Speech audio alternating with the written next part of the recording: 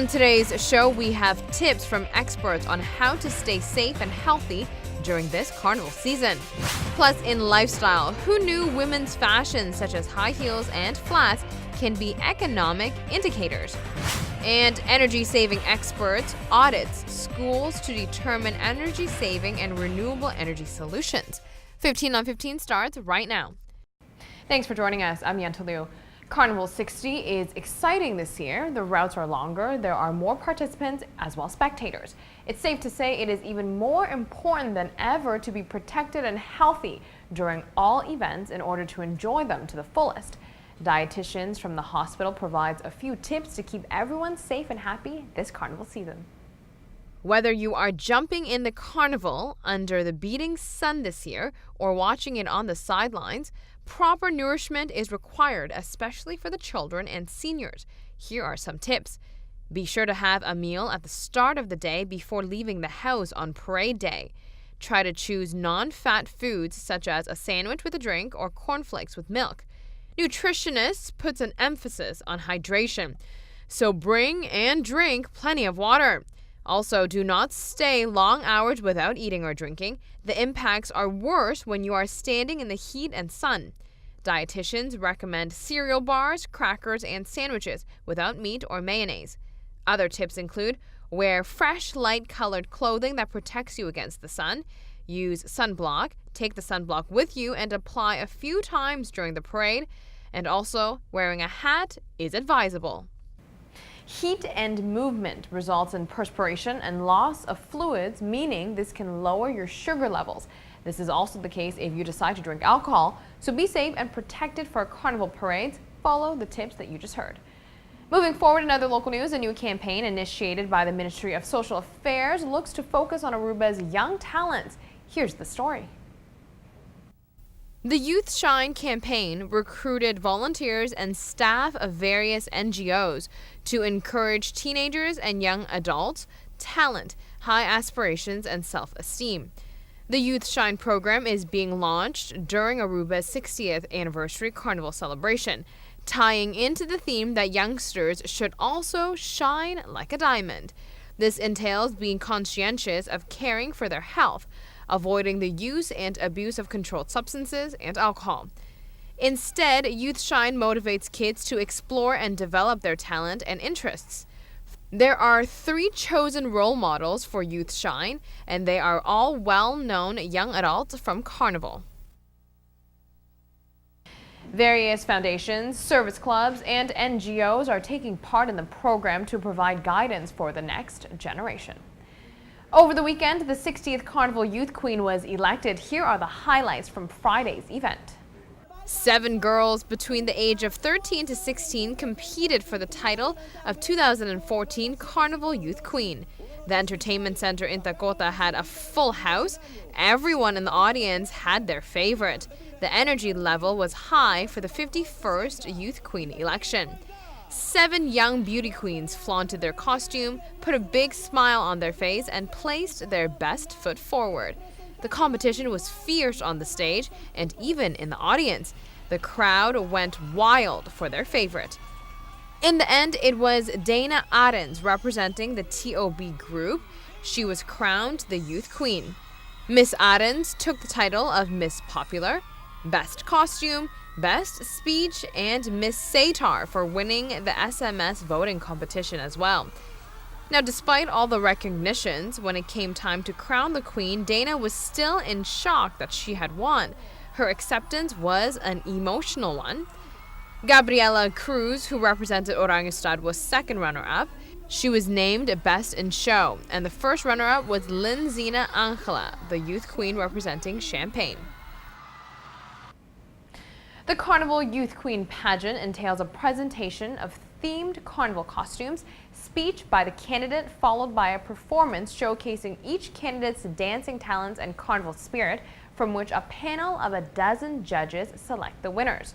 Congratulations to all 7 of the participants who took the time, energy, and courage to step on the stage and compete for the title. And on that note, we will be right back. Stay with us.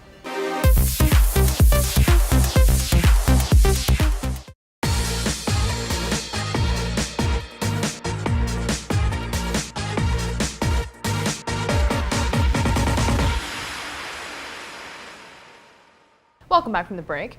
Women's fashion has been said in the past to be an indicator of economic standings. If you recall, there was the hemline theory. The thought was the shorter the skirts women wore, the better the economy was. Also, there was the lipstick index. As sales for cosmetics went up, represented times were tough and women wanted to invest more in cosmetics to capture more attention. Now it's flats versus heels. Research shows flats are worn more when the economy is recovering. When times are tough, high heels are hot. Once the economy gets better, the flats come back to style. An IBM trend catcher say high heels peaked in 2008, and we all know what happened in 2008 with the economic recession. Fashion researchers in London say stores nowadays are filled with flats. 3/4 of women buy shoes that fit well and that are comfortable recently. 50% of women are more likely to wear flats now, which is an economic indicator. There you have it. Heels mean times are tough, while flats are a comfortable way of saying things are getting better. Here is an extra tip for you when it comes to consuming more water. The 2 key ingredients to making sure you drink enough water is H2O, of course, and your nightstand. Try this. Waking up each morning and drinking a bottle of water or a cup of water first thing is important. Nutritionists say water is so crucial when it comes to weight loss and overall healthy living, but most people's first drink of the day is coffee. You are supposed to drink 8 cups of water a day and always recommended drinking at least 32 ounces by lunch. One of the biggest benefits of staying hydrated is that it helps rid your body of the sodium it absorbs when you eat salty foods. So if you get the few cups out of the way early in the day, you start the process sooner. Switching gears, believe it or not, there are certain exercises you should actually avoid. Find out what they are. Trainers say stay away from the elliptical. It's a good machine to jump on to get sweaty, but the thing is, the machine doesn't help you to train and move your body in different motions. There is a lot of repetitive hypertension of the knee.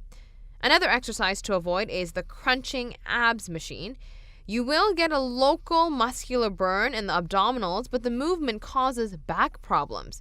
Then there is the leg extension workout for the quads, but trainers say it is too much pressure on the knees, which will wear down the cartilage, so this is another exercise to avoid. Here is another rule of thumb from trainers to follow. When you are in the gym and something looks ridiculous, such as a machine, then it probably is, and it probably won't do any good for your body or for your workout session. So try to avoid the ridiculous machines that gets your body in weird angles. On that note, we will be right back. Take a look to see what is coming up next.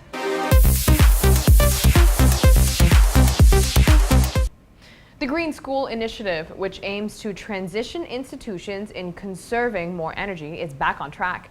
Canadian energy-saving experts conducted tests at a private school in St. Nicholas to see what the possibilities are in converting the property to be more environmentally friendly.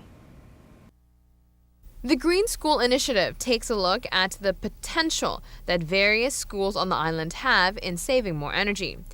Ibero-Americano is a private school located in St. Nicholas who is responsible for all expenses, including electricity. They received some expert help from abroad to determine how they can adjust and use the money they would save from electricity onto the students. One of the attractions about this school is that the school is paying its own electrical bills, and so because it is a private school, and we would like to see how we can help them reduce the electrical bills, because when they do, they can immediately put that extra money into education and into after-school programs. The students are the ones who would benefit tremendously from energy cost savings. To be honest with you, when you have to pay an electricity bill of 5,000 guilders and more every month, and you're a private school, it triggers a sense of investigation so as to find something better, an easier way out, because 5,000 guilders per month for a private school like Ibero is a lot of money. And I can tell you, with 5,000 guilders, we can do a great deal for our students. The energy audit that the Canadian experts are conducting will provide energy-saving solutions as well as renewable solutions. Green schools goes hand in hand with the government's sustainability vision. With the island moving towards the carbon neutral future, hopefully by the year 2020, we thought this would be a perfect opportunity to see and explore any possibilities how we can help the school improve. So very fortunately for us, the gentlemen from this company generously donating their time, and they're here in the school to do the energy audit to find any kind of low-hanging fruit there can be for the school to improve the energy consumption, and then make recommendations for the school. Having the experts conduct the audit is a lesson in and of itself for the students. They will ask questions as to why the experts are here. The teachers will have to explain what they are doing at their school, and then the conversation of renewable energy will eventually come up. According to the director of the private school, the kids are very interested and engaged with the idea of energy saving. They are very much into it. If you were to